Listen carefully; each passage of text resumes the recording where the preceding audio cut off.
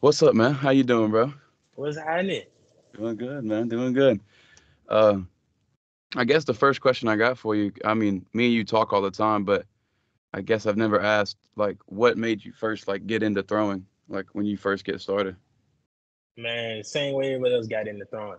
So literally, football. I've been in high school playing football, linebacker, DN, all that.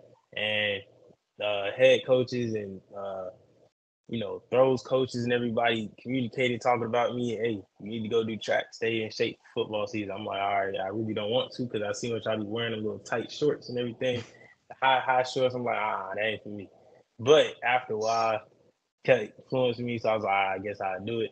So I went out there and they was like, you gonna be throwing the shot put in the discus. I'm sitting here like, bro, what is that? So I'm sitting here mad confused, not understanding what this event is. But at the end of the day, went out there, did it, and kind of found some joy in it because throughout time, I realized like, hey, whatever I put into this sport, I actually get out of it. Versus football, it's like you will be here part of a losing team, and yeah, you're not getting much out of it because the team's not doing well. So it causes you not to do well and not be able to receive more opportunities in the future. So that's why I like track because it's an individual sport. Whatever you put in, you get out of it. So throughout my time in high school, I started it like my sophomore year, but did it between sophomore year and junior year. Senior year, lost it because of COVID.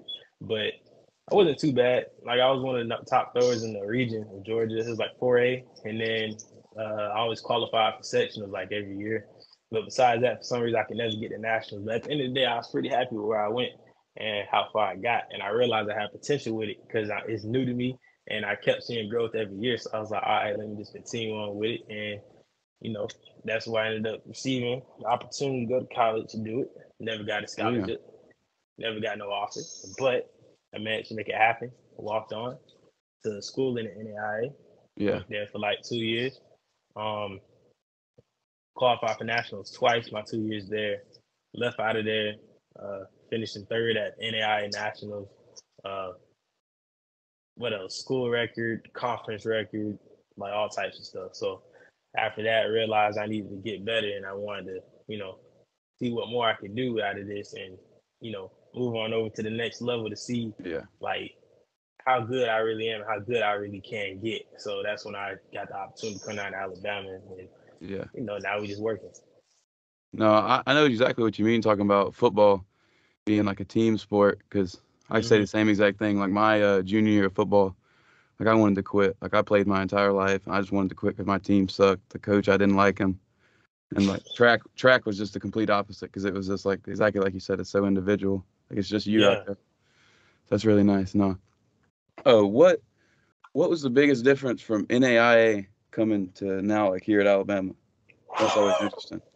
But but NAI it's really like funny because when I was competing in the NAI, we would have those meets where we would go to like Clemson and stuff like that, and you would really see a different side of track and field because NAI it was all fun and games. You'll get out there like refs will be like just anybody, and then sometimes like the people that you're competing against, it's like after one guy has like a bomb throw, everybody else just kind of just starts slacking.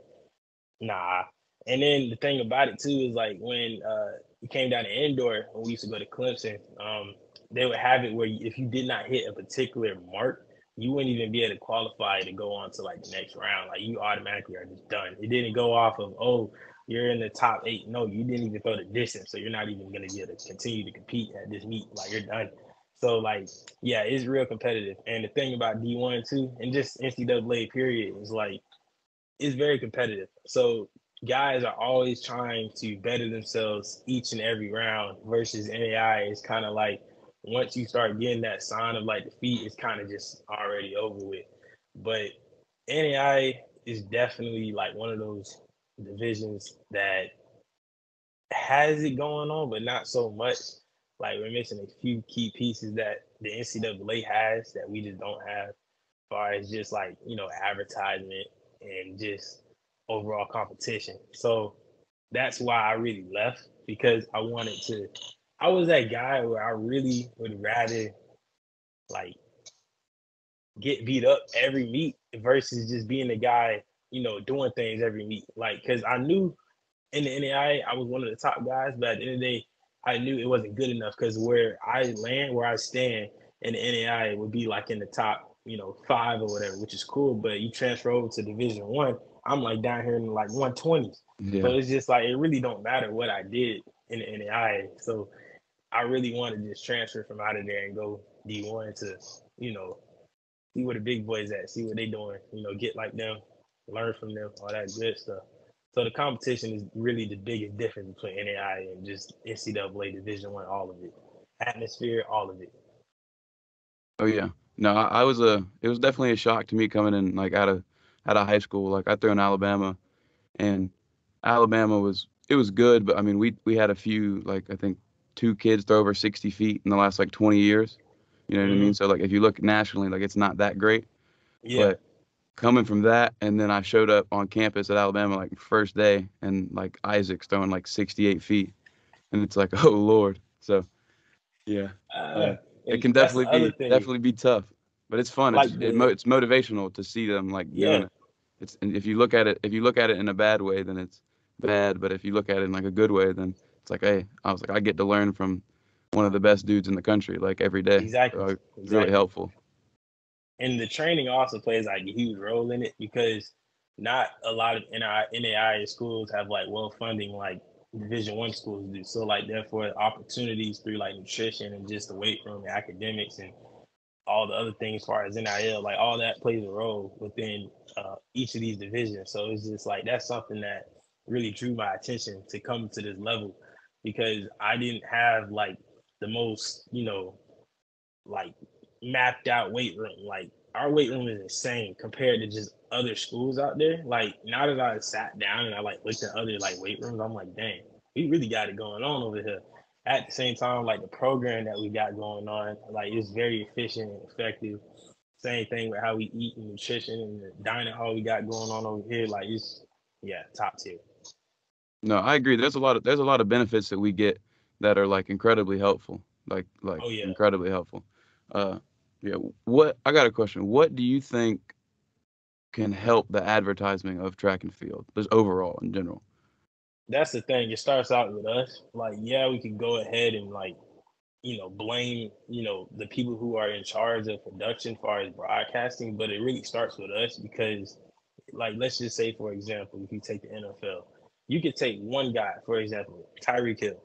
Tyreek Hill is one of those guys that really makes a name for himself individually for the brand of the NFL and just football in general through the things that he does through YouTube, TikTok, and Instagram, working with other guys like Destroying and everything like that, like being Mm, in other lives with Kai Cenat and stuff like that. So it's just yeah. like all that plays a role for him, which brings more of attention to like, okay, now I'm starting to know who Tyreek Hill is off the field, and it brings that like that community towards him, and it makes that community even larger towards NFL because now you have a bunch of different players with a bunch of different personalities that allow everybody to really like love the sport because you know everything about it, the players, like the teams and the entire league. So it just all plays a role because when it comes down to track, I've noticed that we kind of go out there, for example, the Olympics, which is what the main, event that everybody knows of. They don't even know we ever have a regular season, but whatever. So it's just like if you were to take the Olympics, for example, you'll sit here and watch the Olympics and you're just watching these guys throw, jump, and run. But then after they're done, when they go a medal, a silver medal, whatever it may be, you don't really hear about them ever again. But that's the thing, like we gotta kind of promote ourselves through social media and actually trying to collab with other, sports, other industries and everything like that to make a name for ourselves, which will draw the attention. Now, next, you of course have to go through the people who are in charge of broadcasting because like it's a lot going on where it's too hard to even watch track and field, and that should not be a problem. Like we're a sport, we should be able to, hop on our couch, turn on the TV, ESPN, whatever it may be, and just watch some track and field. It shouldn't be that hard. So like that's really the main thing is just the broadcasting because like having to go through ESPN plus having the pages to watch like an SEC championship meet, all that good stuff, it's ridiculous. So it really just starts with those two right there. No, I couldn't agree more. I think the ESPN Plus, it's nice to have everything on ESPN, obviously, but having to pay for it like that is just so tough, especially when you're trying to grow. Like new people aren't going to pay for it like the first time they watch it. Like, you know what I mean? They just need to be Yeah. able to see it. So no, I completely agree. This episode of the podcast is sponsored by T-Town Tees. Me and two of my best friends started this company to make shirts for college students by college students. We have tons of designs on our website, ttowntees.biz. Click on the link in the description to get yours now. We have to create the stuff for ourselves because I think look at it like a mutual beneficial relationship between like the organization, which would be like the NCAA, and us. Like if you're doing well and you're promoting yourself, like that's only beneficial for them. So like it is kind of our job as the athlete to go out and promote ourselves and make ourselves look better. Yep. Because, like, for example, when last year I competed at the SEC championship meet, I actually had like about 12, guys that I didn't know, but they were my followers on TikTok. They opted in, bought ESPN Plus just to watch me throw because they heard about me from TikTok and they just want to see how I look in competition. Like, and they only know about me because of my content. So that's what I'm saying. Like, advertising yourself, being your own brand on social media, really does play a role into the numbers that appear with broadcasting and track and field. So No, 100%. It definitely actually can make a difference. Like it can be tough to think it actually does, but yeah, it definitely can. yeah. What do you think, like when you first started like on social media, what was your like motivation to do that? Like was it just to post stuff and try to promote yourself? Like what was it? So like with me originally, I wasn't gonna do any type of social media. It really started with TikTok. I wasn't gonna get on TikTok because I used to see like TikToks all the time on Instagram, and it would always be like the same video, and I'm like, I'm tired of seeing this. I'm not getting on TikTok, bro. And then my mom out of nowhere just told me, she was like, "Hey, you have a great personality. You're pretty funny. You should get on TikTok and just post some little videos." I'm like, nah. But then after a while, I kept, telling myself like I do want to make a name for myself and actually like grow my sport because like yeah, track and field is well known, but what about the field side? The field side, more specifically the thrower, is not well known, and I feel like I have that power to be able to make a name for us a little bit. So the only way to do it was through the number one leading app, TikTok. Hopped on there, and it was pretty slow. I had a little bit of followers, I barely getting any views, but at the end of the day, I told myself to never focus on trying to go viral and really focus on trying to create content because the way it works to build a following, you have to actually like create content. So then that way people will watch that one video that actually does go viral. They'll go back and watch it. From there, they will go to your profile and they will watch all your videos and then they will follow you. That's how you gain that's how you start up an account because most people they're so focused on trying to go viral all the time that's not really doing you much justice. So I really was just focused on trying to create content and revolve myself around that. No matter how many views it just didn't do, at the end of the day, I know I got content, and that's just how I kept it. And I was able to grow over 100,000 followers realistically in less than about 5 to 6 months, and it really just started popping Mm-hmm. off in just 1 month individually. Um, but basically, I was trying to find different ways to grab the attention of my audience because it all starts with understanding your audience. We're track and field, more specifically, we're throwers. You can't really lean more so on posting, throwing like content that would actually catch the attention of other throwers because, of course, we get it. But what about the people that don't know about our sport? How would you grab their attention? So that's when you have to kind of think deep and come up with like ideas that would actually be uh, gauging to the audience that doesn't know about the sport. So that's when I started kind of adding in like this funny humor to my throwing instead of just making a regular throwing training practice video or whatever it may be. So that is what allowed me to grab the attention of that. And then back then in my past, I used to have this series where I would throw random objects because some people would say, "Oh, that discus looks easy to throw," and I would like throw like all the most wild stuff like a flat screen TV, a microwave, a freaking computer, like all types of stuff. And Yeah. it was just kind of funny because like it really showed them like, oh dang, he can really throw like this particular object far. So now I'm kind of understanding like, dang, they really be throwing this John far. But that was just one little series I had going on back then. But for the most part, it just really starts with understanding your audience and really just focus on creating content and not trying to go viral, because YouTube YouTubers don't even do that. You never see a YouTuber post a video to go viral. They actually work and put time into their vlog or whatever it may be, and they continue that process up until they end up building a platform. You got to create your TikTok's account and your Instagram just like a YouTuber would. So that's how I kind of always looked at it. And the thing about it is you would rather be able to produce a certain amount of like numbers on a daily versus being able to do a whole lot here and there and not really hear anything back for like a month, and then you come back and you pop, you want to be able to stay consistent, because that's how you're able to continuously, gain that audience every single, day, week, and month, like me. So Yeah. What do you do? What do you do like specifically to be able to keep getting content like every day? Because that's the thing. Like okay. I've figured out it's tough to be able to like it's a job to be able to post stuff. Like, you gotta. Oh It, yeah. it definitely takes a lot of effort to be able to do all of it for sure. Like so, what exactly do you do? So basically what I do is like starting out with, for example, Monday. So Monday, I would basically gather, if I have time, I would gather some ideas that would just come to thought, and I would be sure to put it in my notes. I actually do this every day, not just specifically Monday. I do this every day. I gather notes and I just write them down and put them up. So then that way, like, I would never forget about those good ideas, because most people, when it comes down to content, will sit here and be like, "Oh, I got a good idea," and then you go on about your day, and you completely forget about it. So then now you just lost the video. So me, if I get an idea, I write it down, and when I have time, I will make that video based off exactly how I envision it in my head. I don't go off of how I can make it work. I go off of how I want it to work. So the way that you guys see my videos set up and how they're all, come together, I envision that and I want it to be exactly like that. And that's how I execute it. And I do all of this just through a simple tripod. If you're a thrower out there, if you do track, get a tripod. It's like the simplest, easiest thing that you can use to record your videos. That's how I built up all the platforms through a little tripod and ideas. But yeah, so basically it starts out with gathering ideas and actually executing those ideas the way you want it to look. And one of the biggest roles that play in this is knowing how to edit.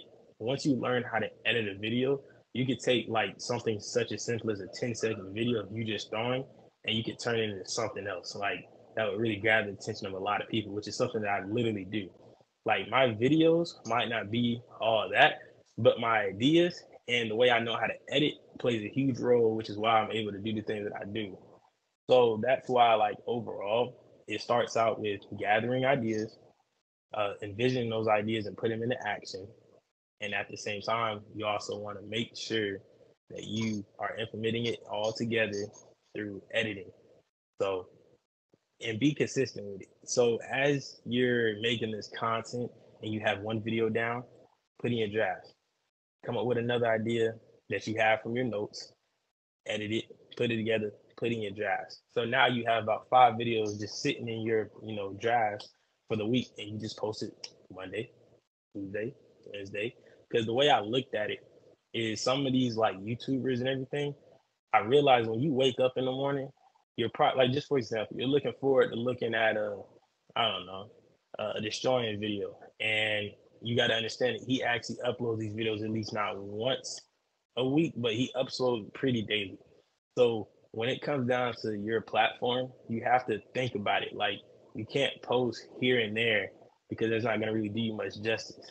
You have to want to be able to post at least not every day, but at least 2 to 3 times a week, because that will keep you up there, because people are constantly like watching new and new videos. For example, I had a video that I posted, let's say Monday, and it started out with 8,000 views.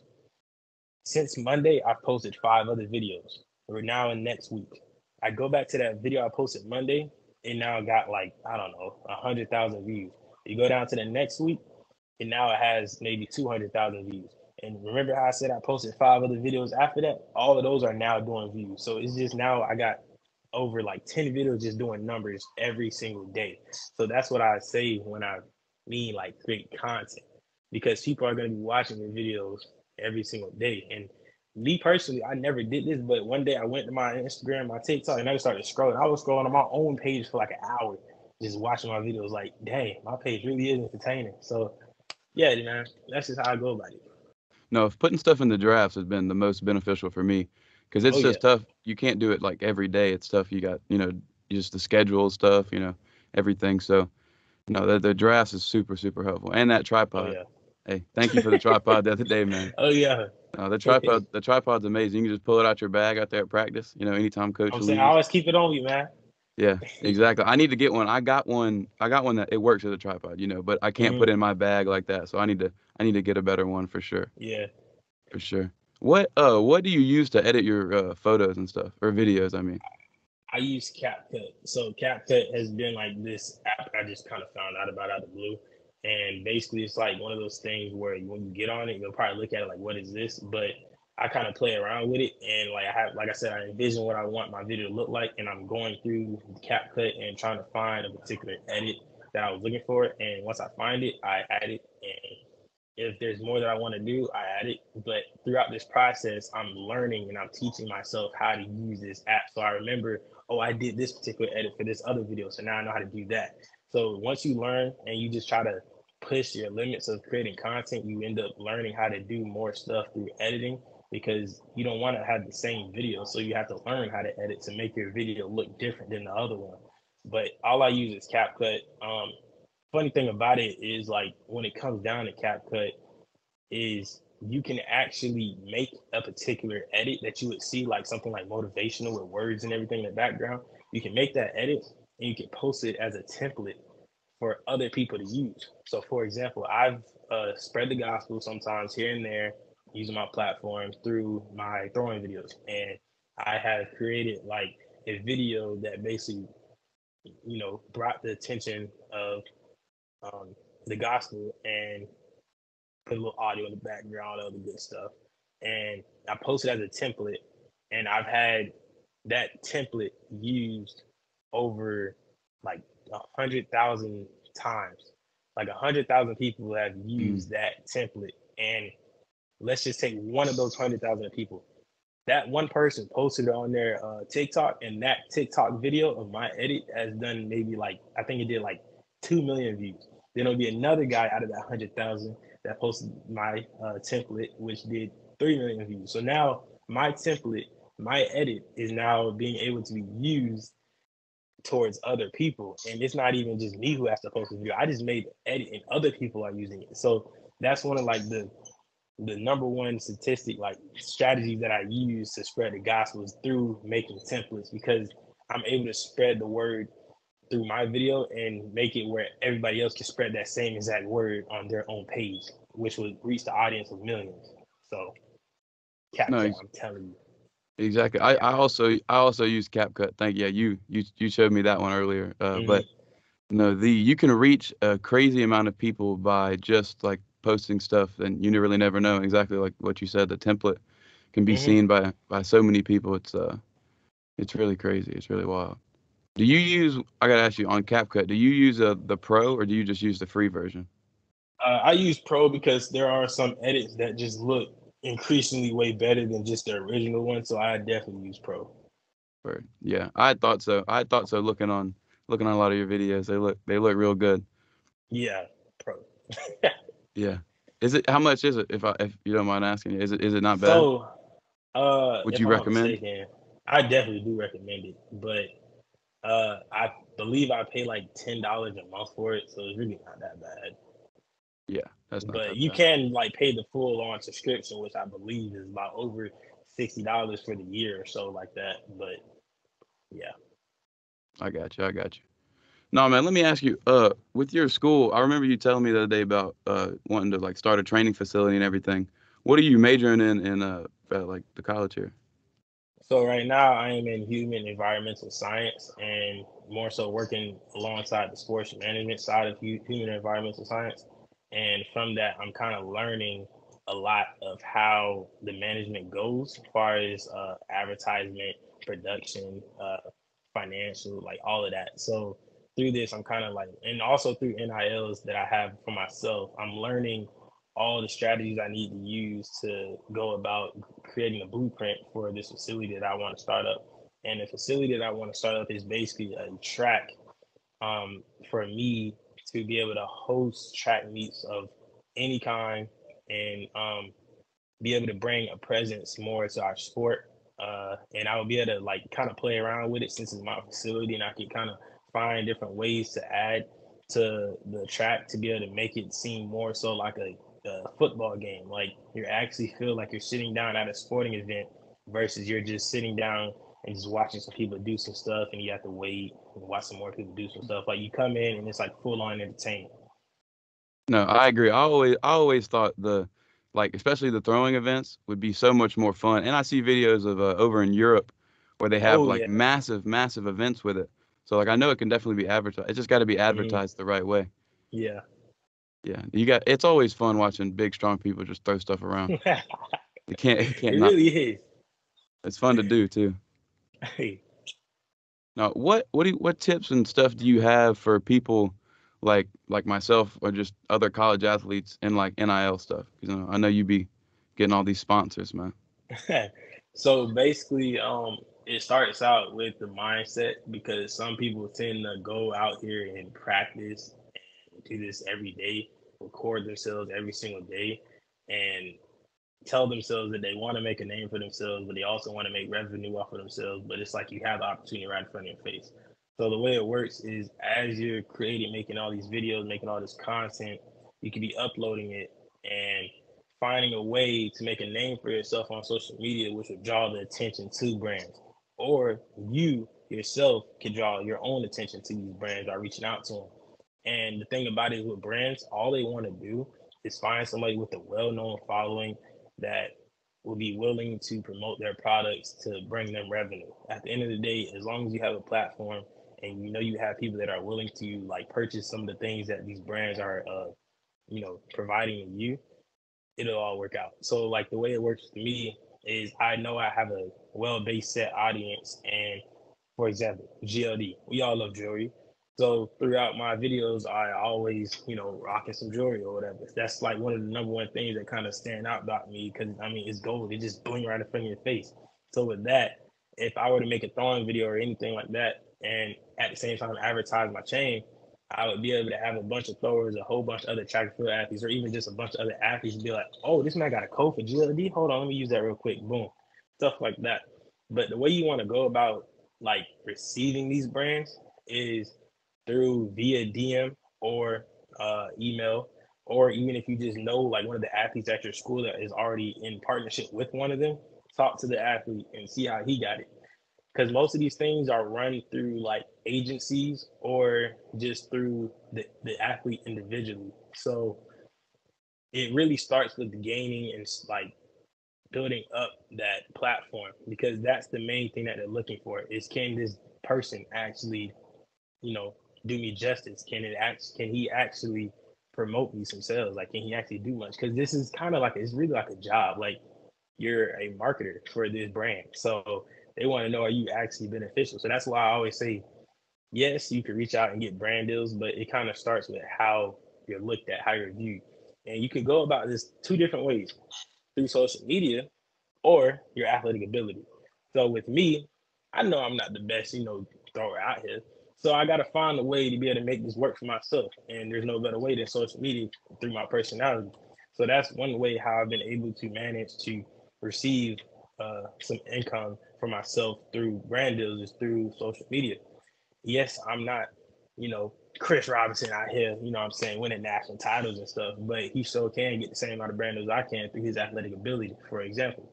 So that's what I'm saying. It's like you don't always have to focus on the side of getting brand deals through social media. You can always do it with your athletic ability because I see some people, it's like some throwers that are actually really, really good and they can have a sponsorship with such and such, but it's just like they're not too busy of worrying about, oh, I don't do social media. So I mean, like, well, that's gonna kill you. But at the end of the day, it's like you know that you need some money for yourself, because track and field by itself doesn't really generate a lot enough income for us. So it's just like eventually you're gonna have to get on the media. So because at the end of the day, once you're done collegiately, and you're going on to your professional career, you're your own brand. You're gonna have to find a way to make income for yourself through literally number one sponsors.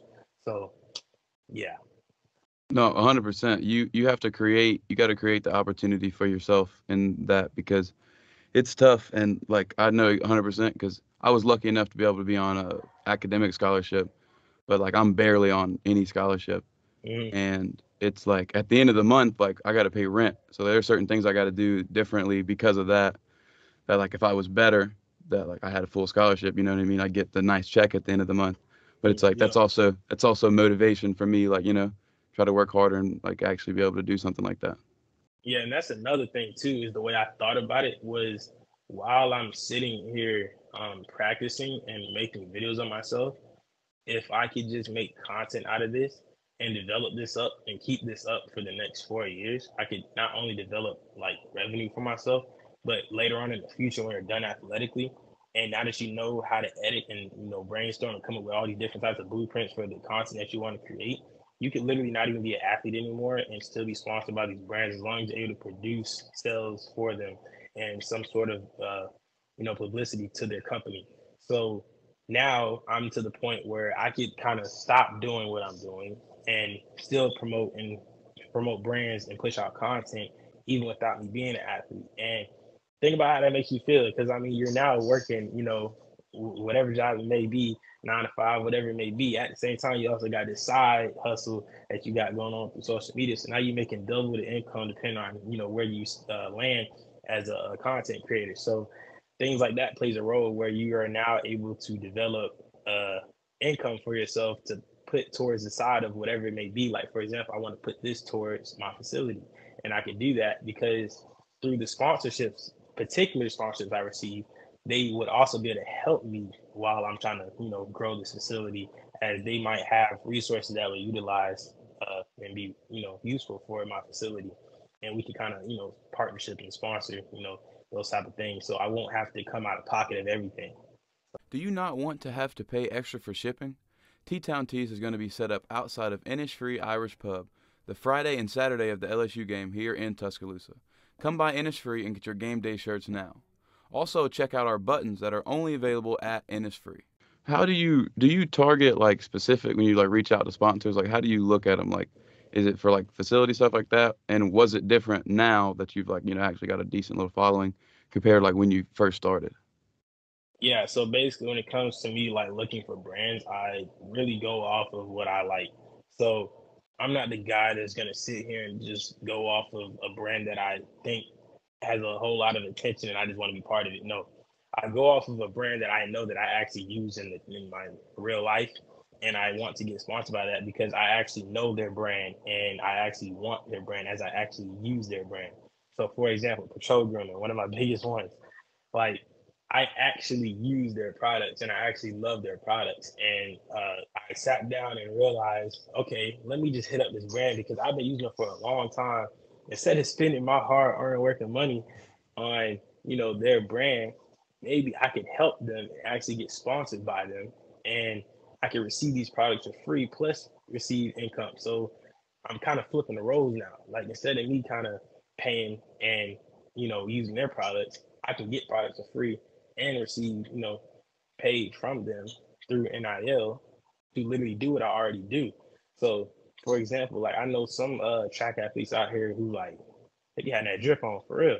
So I'm sitting here like, bro, nah, check this out. You can literally sit here and reach out to a clothing brand that you really like. For example, Fashion Nova.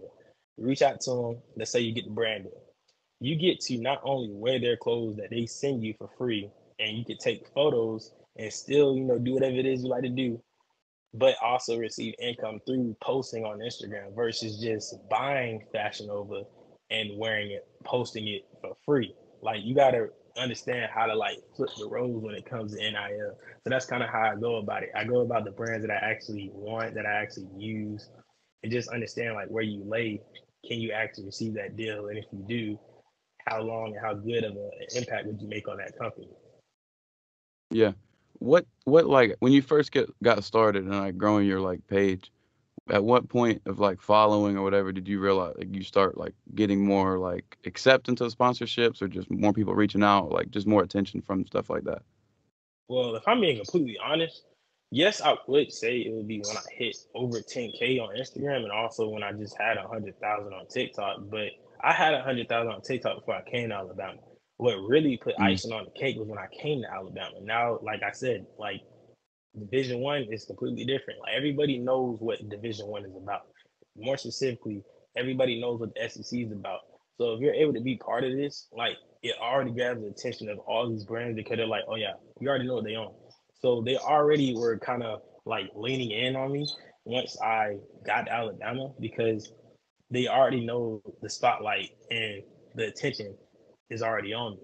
Like that's the beauty about being part of a Division 1 or just being part of the SEC. Wearing whatever logo, whatever that brand is, Alabama, LSU, Clinton, whatever it is, it don't even matter. Just because you got that on, just because you represent and go to that school, those brands already know what you're on, and they can actually reach out to you much easier. For example, I was able to reach out to Hey Dude and all this other stuff through post game, and post game is something that majority of a lot of these Division 1 athletes are part of. So it really just plays a role of what school you go to and how big of the publicity there is at that school. So realistically, I would say when I transferred to Alabama, that's icing on the cake right there. yeah. What other schools were you looking at when you was transferring?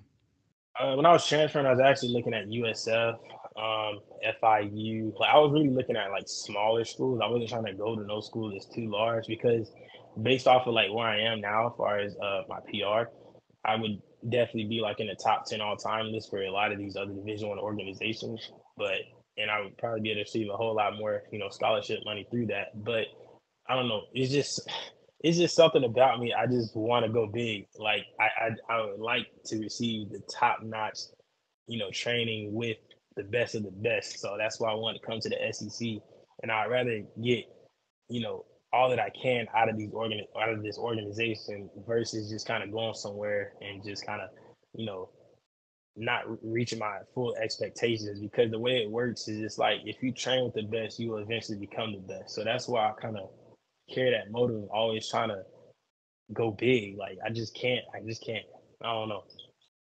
No, I feel you. I understand. Whenever I came here straight out of high school, but like I Mm, went on visits to Troy and Maryland, and I really like Troy. I really love their coach at Troy, and it was just something about like when I went there and I went to Alabama, I just was like, there's no way I can turn down like this like opportunity and all the stuff I yeah, saw at Alabama. Like I came to the LSU Alabama game. It was like Tua and Joe Burrow, and it was just such like a big thing that I was like, there's no way I can turn down this opportunity. I also want to give a special shout out to Hey Dude. They gave us some awesome Alabama designed shoes that are super comfortable. It was really nice to get some appreciation for the hard work that we put in. And thank you to everyone from Hey Dude. We really appreciate it. All right, man. I got to ask you, bro. How do you feel about the game this weekend, man? man. All right. So me personally, we've had two of the biggest games so far, which is Texas and Tennessee. And genuinely, I feel like if we were able to take down Tennessee, I knew for a fact that we would have playoff hopes and we would do pretty well in the playoffs. But starting off, if we couldn't even beat Tennessee, I knew it was going to be some problems in the playoffs because at the end of the day, we're Alabama. We're trying to win another national championship title. So at the end of the day, it's like it all starts through the regular season, how we looking. And I was kind of terrified. I ain't gonna lie. I went to sleep. No, before I went to sleep, I woke up and seeing it was like what 20-7 and going Yeah, into the half, I yeah, said, "Oh no, bruh." But ended up falling asleep. Woke up. Next thing you know, I see it's 2024. I said, "Oh yeah, y'all here coming back." So then I'm watching the game. Went into the living room, watched the game, and honestly, I like where Milrow was going because Milrow was actually like locked in. Like the one thing I will say, I ain't no offensive coordinator, man. But like our offense can be pretty predictable at times with how we decide to run the ball and how we decide when we decide to play pass the ball because you already know they're gonna start out with probably two runs and they're gonna go in with a pass and they're gonna do another run. And it's just too like what I'm saying? Like yeah. you already know what's about to happen. But I will say that Milrow with being able to know how to run, like his running ability, definitely plays a huge role in Alabama. And me personally, some people don't think it, but I genuinely think that as long as Miro gets a little bit more time, he can definitely be another Bryce Young, no doubt. Because, like I said, once again, he is pretty young, he is fresh, but he still got a lot to learn.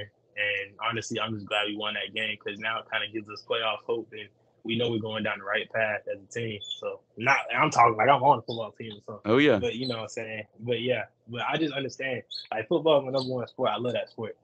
So, Oh yeah. When did you start playing football, man?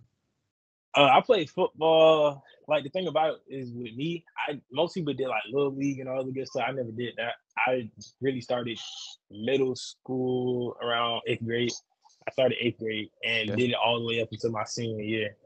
Genuinely, like I said, our team wasn't that good, so it kind of decreased my chances of being to receive scholarships. And no matter how good of a player I was, because at the same time, everything plays a role, like what division you're in or whatever, however it works in these high school states. But we were in like 4A, but more than likely, if you were like, I think 12A or so, you would definitely have higher chance because that's where the majority of the top football teams are at.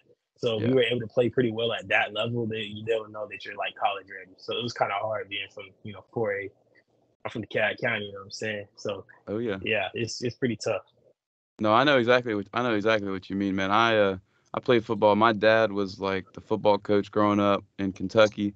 So like I played first grade. Like I was Mm-hmm. first grade I played on the third grade team playing like football with like helmets, everything. They wanted me to, or they didn't, I guess they didn't want. They asked me if I wanted to play flag football with the first graders or if I wanted to play pad football, like real football with the third graders. And I was like, Yeah, "Oh, come on now. You know exactly what I want to do." So, you know, I've been, it's I've been like, playing football my whole life, but unfortunately, I'm 5'10". So, you know, see, that's the thing. Like with me, like when I was playing football in high school, like between like because freshman year, I'm like, bro, I'm trying to go to Ohio State. You know what I'm saying? I'm trying to go to Georgia. Like I'm trying to do this for real. Sophomore year, I'm like, and then junior year, I'm just like, all right, bro, I'm about to be up out of here. And let me be real with myself. I ain't going to the league because it's like the way it worked was I'm trying to do a sport that I know I can go professional in, or at least I know I could make a living out of myself for. And football, I'm looking at myself. I'm just like going down all these rosters on the collegiate level and stuff. I'm like, bro, all these linebackers are like 6'1", 6'2" at like 250. I'm like 5'8" at like 197. This ain't gonna work. So I kind of just been real with myself, and I'm just like, and then track appeared, and started taking off with that, and I realized I have a greater chance at doing some great things through the sport of track and field than football. So that's why I started yeah. taking track more serious. No, I feel you. I got lucky. My brother, I wasn't, I guess, lucky. I don't know if the right way to put it, but my brother was a recruit before me. He's 6 years older than me. So, and Mm. he's like 6'2". Okay. So he's big. He's bigger than me. And whenever he would go on the recruiting visits, they would always be like, "We love you. We love how you block. All this. You're just a little short."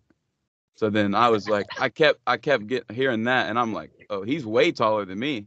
I was like, oh Lord. So I just knew it wasn't gonna be good. And I went to one football camp at Troy, and Mm. like I did well, like I held my own, and I was very confident in my ability to play football. But I was just like, I was there, and then there was like four dudes that were like 6'5", and then it's just like, well, I see what's going on here. It's okay, but It's uh, funny though because now that I go to Alabama and I'm now face to face with some of the best college football players to ever exist, part of this university. Every time I see some of these guys, like for example, let's take Kobe Prince. So when I seen him and I met him for the first time, we cool and whatever. And I'm sitting here because this is the first time I met him. I said, "What position you play?" He said, "Receiver." I'm like, "Dang," because Buddy's literally like the same size as me, but our athletic ability are the complete opposite. Like, and I'm sitting here like, how we built the same, but yet like, bro's a receiver. If you see me out there playing football at receiver, it ain't gonna look too well. So that's why I'm really just like, God. And then the linemen out here, they be like 6'7" at like what 350 or whatever. I'm just like nah. Like Tyler Bucket, for example, when I met him, I was like, bro, you're the reason why I stopped playing football. Like I just can't do it, bro. Cannot do it. No, 100%, man. I remember my freshman year walking out of the bathroom in the weight room, and it was Evan Neal walking by, like helmet, like shoulder pads, cleats. Dude was like at least 7 foot tall. It was absurd. I was just like, that's not okay. And that's the same thing. I was just like, yeah, I was not built to play football, clearly. But Nah, this is bro. crazy. Um, Jaheim Otis is the same way. He's another really big one.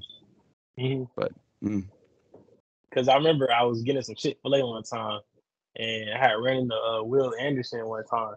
Bro was like mad tall, bruh. Like, that's like insane. oh yeah, no, there's some crazy athletes. It's crazy because especially learning it. I learned it in track and field, being like how we recruit, especially here. Hmm. Like they literally recruit everyone in the world. Like Yeah. this week, we had like our recruits were international. Like Isaac was international. Like almost a lot of the people we get are international, and it's like Oh it yeah. was definitely eye opening to me when I first got here to go like they're not looking just in the U.S. They're looking everywhere across the world. Like who is the Yeah. best? And with the transfer portal now, it's even harder because now it's not only like who are new people coming in, it's seniors coming in from Yeah. wherever. So it's incredibly And they are, competitive. yeah, like they already on top of their stuff. So now you just adding in another veteran to the team. So it just makes it even all better. Yeah, yeah. What advice would you give to someone who was like you, where like coming out of high school, kind of got started a little late throwing, and had to go to like a smaller school, like to be able to transfer, like that process, like how was that, and like what tips and tricks do you think people could hear from that? Well, genuinely, I would first start out with just keeping it clean because majority of the way it works is a lot of these guys they tend to don't really care about how they're viewed, and it's important to understand that like how you're looked at. So you want to keep everything clean on social media. Don't advertise yourself in a bad way. So that way, when you do decide to reach out to these coaches, they kind of know what you want, and they won't just turn you down off rip. So that's the first thing. Second thing is like take it slow, understand your position, understand where you are, be honest with yourself, um, and understand that there are certain requirements that you have to hit. Like for me, when I threw 51 meters or so, like 51, close to 52, coming out the NAI, I immediately knew, and I also got approval from other Division One throwers. But just like, yeah, come on over here. So that's when I was just like, all right, cool, I know I'm good. Versus back then when I was can barely even touch over like 46 meters, I knew like me myself, like, nah, I can't really go out and transfer like this. I got to get my numbers up. So it's important to be real and understand yourself in the position that you're in, and know that okay, believe this opportunity, I think I can transfer. Or be like, nah, I probably need to lay back and do some more work. At the end of the day, the opportunity will always be there. Um, so take it slow and just understand where you are. Yeah, yeah. Was there a difference when you came from the NAIA to here in like the like workout program, the difficulty of it or anything? Yeah, definitely. Because college down in NAI, it was more so like it was all new to me. Because with the only like training I really got through the weight room was through football. Like football was like the biggest thing, and we kind of like my football team was more so strict based on understanding the fundamentals of how to be a man versus like the fundamentals of how to play football. So it kind of just yeah.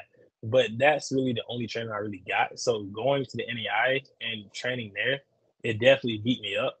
Um, but it wasn't too severe. But then once I got here and we really started to do like a whole lot of Olympic lifting, then it kind of changed my perspective of like, okay.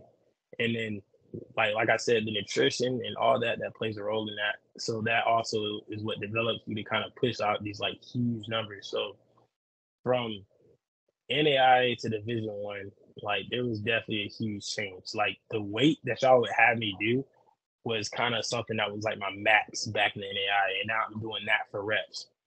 And it's just completely different. And it's like I can't really explain it, but like the workouts are not as intense, but they're 100% more effective on my body than the workouts I was doing in NAI. Like NAI, I was putting in work.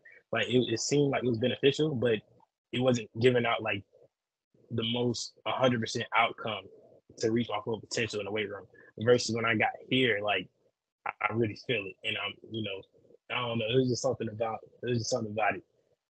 Oh no, I completely understand. When I came here from my freshman year, like I thought I worked hard in high school because like I played football, I played track, so like and track it would go from November to for me I'd go through the summer, so it would be like into July. And then football is basically all year round, you know what I mean? You're training in the off season, you got spring training and all Mm-hmm. that. So I thought I worked hard. Like there'd be summers I'd go out and 8 a.m. practice football for 3 hours and then throw. It's like 100 degrees outside, so then I'm throwing for an hour and a half after football practice. You know, so I thought I was working hard, and then show up here and it was just like did 4 weeks of the workout and was like, oh my god, like what is like why do I feel like this? Like this is crazy.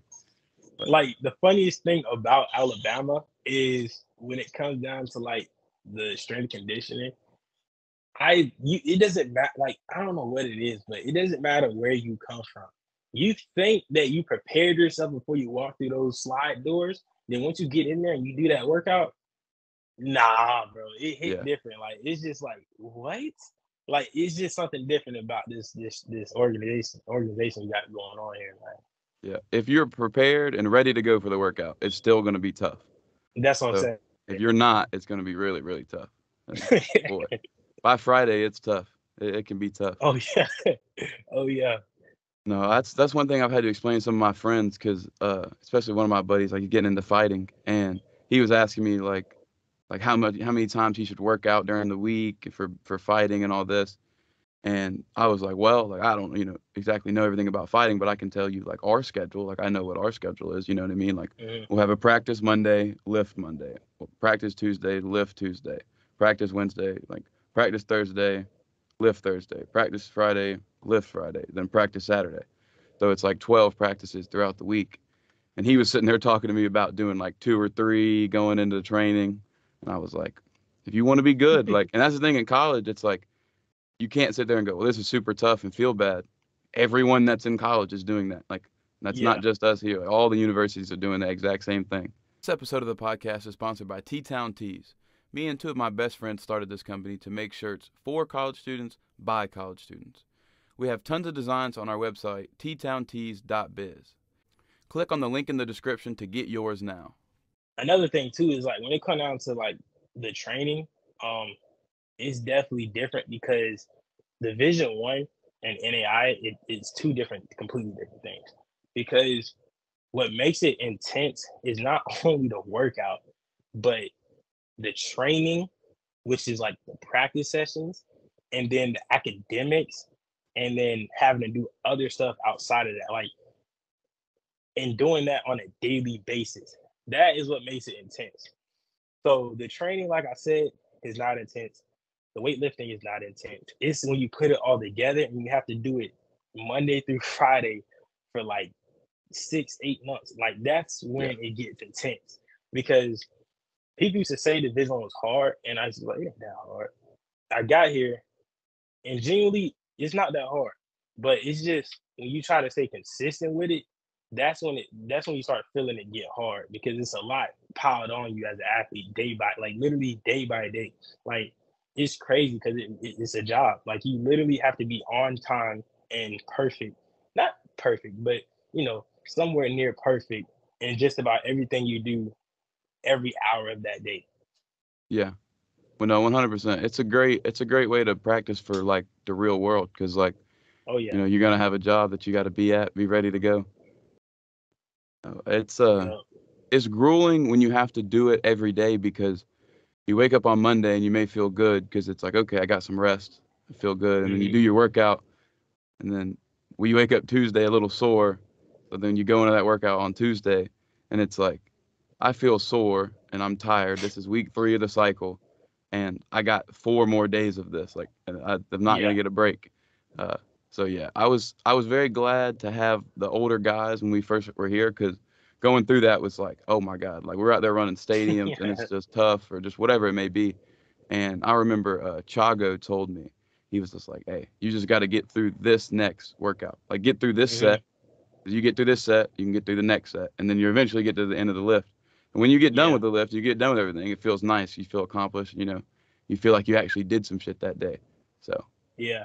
Because, like, the way I look at it is because me and you both know the schedule. So the way I look at it is make it to Wednesday. After you hmm make it to Wednesday, make it to Friday. You're good. yeah, yeah. Wednesday can be a little bit like of a break almost because practice isn't too hmm hard. But yeah, no, 100%, 100%. You got to look at it. If you look at it as a whole week, when that set on Tuesday gets heavy, it's gonna be like, oh no, Oh, yeah. why am I doing this? What's going on? But no, I used to feel a certain way of like quitting and different things until I got to the university because I'd always see people throw that were really good in hmm high school and they start throwing in college and they don't do great and they end up stop throwing or just whatever may happen. And I always was like, Yeah. why would they do that? And then you actually get here and you're like, yeah, Because if you don't it's like pretty what's tough. going on, if you don't really love what's doing, like if you don't want to go to practice, you know what I mean? Like I love to throw, and there's still days Because where I'm like, wow, it's tough. I feel sore. I don't know if I want to go run this warm up lap. Like this is gonna suck. they really do give you like a different perspective. Like, because when it comes down to like pursuing your professional career, aka post collegiate career, that's like when it start kicking in because you have to understand that you're now going to be doing what you've been doing for the past 4 years, and you're going to be doing it for however long you decide to do it. But it's also going to get even tougher because now you're your own brand. You don't have those same. You have the same connections, but you don't have maybe the same, you know, tools that you once had access is right into your right at your front door. So that's kind of what makes it harder. And I can kind of see why at the same time, with like we said before, financially how track isn't well funded, it kind of does suck for the individual track and field athlete to, you know, be able to compete at these meets and travel and be able to find places to do these things in between their work time. Like me personally, I feel like that's genuinely messed up for you to be an entire Olympian and still have to work a 9 to 5. Like, it shouldn't work like that. Like, what you do athletically should be your job. And that's why I just want to start up this facility to be able to, you know, start up something and be like Nike, start up my own organization where I can sponsor my own track and field athletes to genuinely help y'all. Because yeah, it's cool and all, you know, to be a track and field athlete to a certain extent, but things are still going to go the way it's been going. And somebody needs to step up and go into the business side of athletics within track and field to actually make a difference. And that's something I really want to do. No, I could not agree with you more because I think there's a lot of people. Like you can't tell me I don't think track and field isn't fun because I see videos in Europe of them throwing discus inside and it's got a packed out stadium. Uh, hmm so like if you market it the right way, I think that's a great idea, 100%. Yeah. And I think it's also like what we're talking about with social media. It's like if you kind of have to take that opportunity upon yourself to promote yourself. Because if you're an Olympian and you're promoting yourself the right way, like hmm you're probably going to get a pretty good following and be able to support yourself upon that, hopefully, especially with some consistent work. Like it's definitely something that's attainable and something for people to do. So I think Oh, yeah. just allowing more people to realize that it's an option and something like that facility is exactly what you're talking about. hmm Yeah. 100%. All right, man. Thank you, bro. Thank you for coming For on, sure. talking to me, For man. sure. First episode. I really appreciate it, brother. Yep, for sure. All right. Hey, if y'all don't follow me on Instagram, Marco Rocker _1. Same thing on TikTok, man. Oh Peace. yeah. Catch y'all later.